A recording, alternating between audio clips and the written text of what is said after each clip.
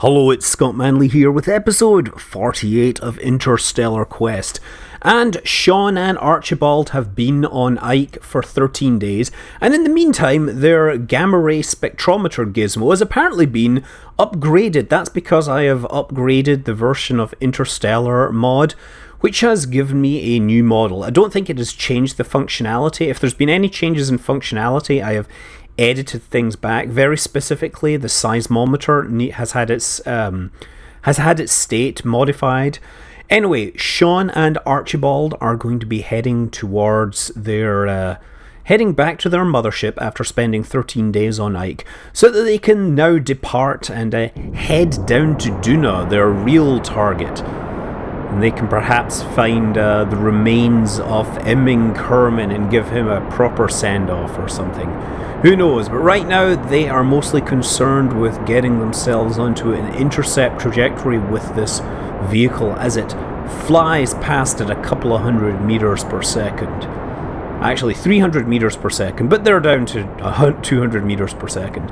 Anyway, it's just standard approach here. I set my velocity vector onto the target, and then from the map screen I trim my encounter to get it as low as possible. Here's some adjustments here. What does it say?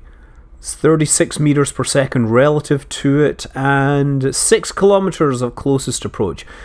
I want it closer. How about 5? Not close enough? How about 4, 3, 2, 1? 0.2 kilometers. That's close enough for me. Let's fold in that landing gear and head off towards the target. So we're just going to approach very carefully here. Now, the target has no probe body or anything on with it. It is completely dumb. It doesn't have any attitude control. It does have accommodation, but the people in the accommodation can't control it. So it's very important that this thing return to it. If we can't dock, we'll be in extreme trouble because, of course, we can't then fly the other spacecraft at all. So 100 meters out, let's start adjusting things and move ourselves in extra carefully to in front of the docking port of this vehicle. The radiators and everything have remained deployed, of course. It is in passive station keeping mode, and unfortunately it looks, if you can see now, that it looks like it's rotating ever so slowly, which is a problem because docking with a rotating spacecraft can be a major chore. Now, normally spacecraft are kept under control by the control systems on it, but there have been cases where the target vehicle has lost attitude control, and the people docking with it have had to dock manually and with a rotating object. And the obvious case, I believe, is the Salyut station. What is it? Salyut 7, where between a couple of missions there was a power failure and the whole thing started to tumble, and the crew that went up on the 13th mission, I believe, to it, they successfully docked with a rotating body. They had to use manual laser rangefinders pointed out the window to figure out their orientation. Then once docked, they kind of went through the airlock and it was all frozen inside. They had to bring the thing back online. It was an epic feat of not just piloting, but subsequently an epic feat of repair carried out by that crew. And to put things in perspective, previously during the life of Salyut 7, a crew had tried to dock with it and their docking antenna had broken off, and ultimately they had to give up in the docking and return to the planet Earth. Anyway, we are Duna, having previously aerobraked here. Now we're gonna make a burn to bring the spacecraft down onto an aerobraking trajectory, during which we will pass multiple times. It will slow us down ever so carefully. This does not have heat shields, but we can still be pretty aggressive because the atmosphere of Duna is really thin. We're just going to make multiple passes through it. And in fact, of course, to get down there, it's only going to take 122 meters per second. What a bargain is that? And as the grey mass of Ike obscures Duna, pay close attention to the fact that it is, in fact, night time on this far side. This is, of course, me setting up my return trajectory so that periaps will happen over the midday on Duna, right? Because Periaps is where we're going to be landing, so we want to be making sure that we have that over daytime, because I don't know about you, but I can't see mountains when I'm flying at night. I mean, seriously though, it's going to look a whole lot better. It's all about what you guys get to see. So Sean and Archibald making a quick burn. That spacecraft will cannot be controlled without them on board, so it's very important that they make sure they work from this. Also, note that they have now turned their spacecraft around, so the acceleration they're experiencing during these burns is now in the correct direction. And 2 meters per second acceleration now is higher than the kind of acceleration they would be experiencing on Ike. So they're slowly building up, perhaps preparing themselves for landing on Duna. Anyway, we are preparing the spacecraft for aerobraking at Duna. This is going to be a first preliminary maneuver because I've pumped stuff around and the spacecraft has changed.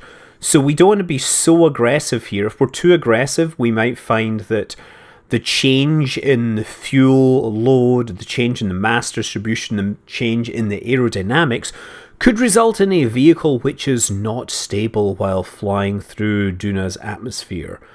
So this first test run is only going to have a periaps of about 33 kilometers, which will give us ample opportunity to see just what's going on, just like this thing is not wanting to fly straight. Well, I think I might have to move some fuel around. Once again, I had originally placed a lot of fuel in that into the landing module. The understanding being that if there was some sort of catastrophic failure, we wanted that vehicle to be fully fueled so it could perform a landing.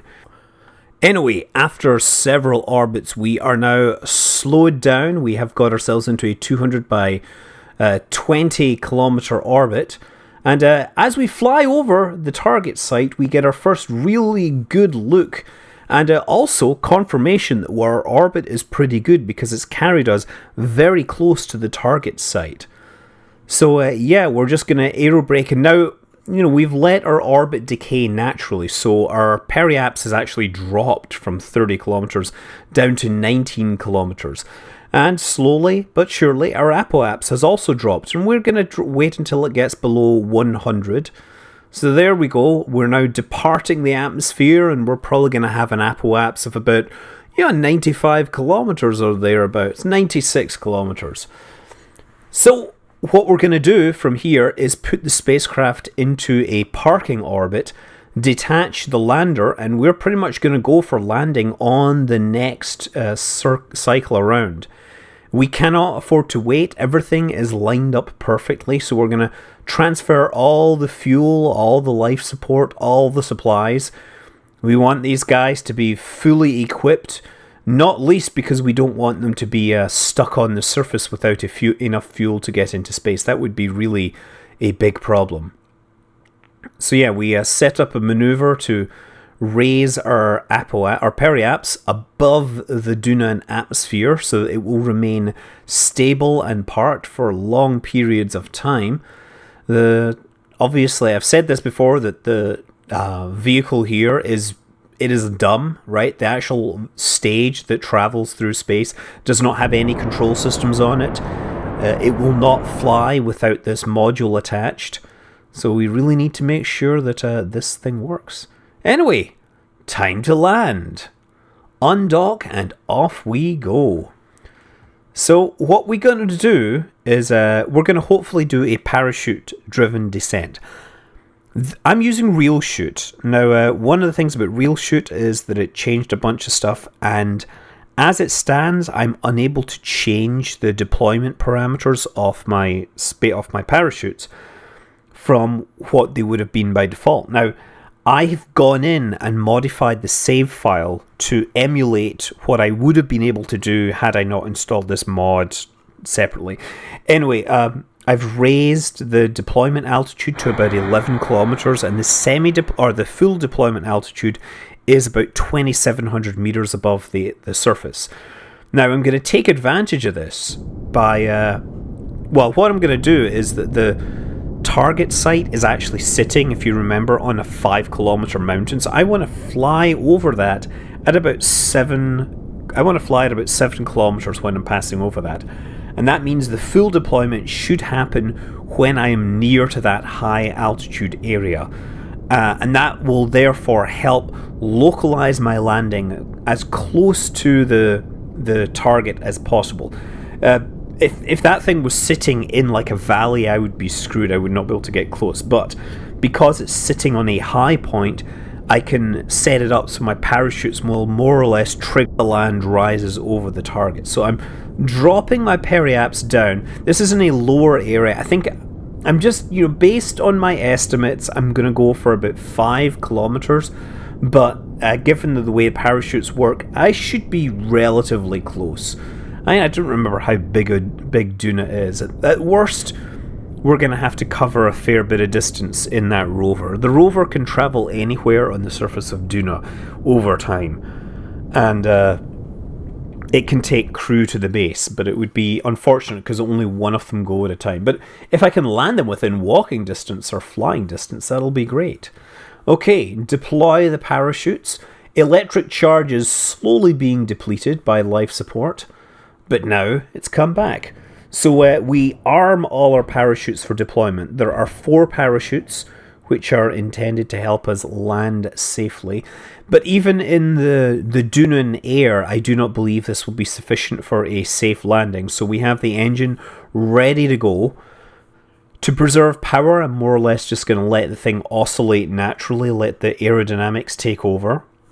Taking a look from the inside, we see Sean's view of the world. Literally, the world of Duna below him. As the spacecraft oscillates under the aerodynamic forces. And, whoa, why is this rotate going on here? I didn't do that, did I? Okay, and for some reason, Archibald appears to be sitting in the seat below the spacecraft and can't see a thing. Oh, that's nice. Nice view, nevertheless. I'm concerned about this rotation. Spacecraft are not generally good at dealing with rotation. And there go the first set of parachutes. I only modified 2 of the parachutes. Okay, and so you see how this thing is sitting up on a mountain? There we go. So that's the second set of parachutes. Sweet. And so now we're at 8 kilometers and we're descending at about 100 meters per second. We'll do some crew report. You begin to doodle several rockets on the paper you found. Oh, we found paper on Duna. Wow, that's great. We came all the way to Duna and found paper. I'm sure that is going to be a huge discovery. What else do we have to share with scientists? Oh, what we have is our parachutes deploying. And epic G-forces! Ah, that must hurt them. I've spent months in 0G. It's very hard to take readings. Yeah, because you're being crushed by the G-forces right now. That's 1 G of acceleration you were feeling for about a moment now. And yeah, we're gonna be landing on the downhill, but we'll be a few kilometers from the target. I think that is a pretty good I honestly, you can't ask for much better. Okay, you could ask to land right next to that target, but from a first guess, that's pretty good. I might actually be able to fly this spacecraft over there. And we get the Duna ain't the kind of place to raise a kid. In fact, it's cold as hell. But I don't have time to sing Rocket Man because I have to be a Rocket Man. These parachutes are insufficient for slowing my velocity to a level which is safely landable on questionable terrain. This looks like I might be on a bit of a slope. In fact, yeah, I'm almost certainly on a bit of a slope, and if I'm not careful, I will fall out. If I'm not careful, I'll go up. If I'm not careful, I will go sideways, is what I'm worried about. Gentle, gentle. Don't fall over. Don't fall over. Stay, stay, stay. Yes. Sean and Archibald become the first Kerbals to land on Duna and not die in the process. Extend these panels. There we go. Now we got to start looking at data. We collected some of this on the way down. This is the atmosphere thing. Yes, hard to collect readings because every few minutes you have to clear iron oxide dust out of things. The temperature sensor says it ain't the kind of place to raise a kid, because in fact it's cold as hell, as I've already said. Rocket Man, Elton John, awesome song. Log gravity data. Oh, so we're having problems transmitting all our power. Yeah, I'm a big fan of Elton John's Rocket Man. I actually have like a lot of different versions of that song, including versions by William Shatner, Stewie Griffin, and Kate Bush. Okay, come on. So one of the things I had to do was modify the seismic thing. You begin to doodle several rockets, etc., etc. How about the crew report? Dark spots on the surface of Duna were once thought to be darkness of vegetation growing near the poles as the seasons changed. In fact, they turned out to be dust storms. Dust storms which Sean shall now experience for reals. It feels very much like it did back inside the ship, only more outdoorsy. Yes. Well, there he is, feeling real gravity for the first time in a long time.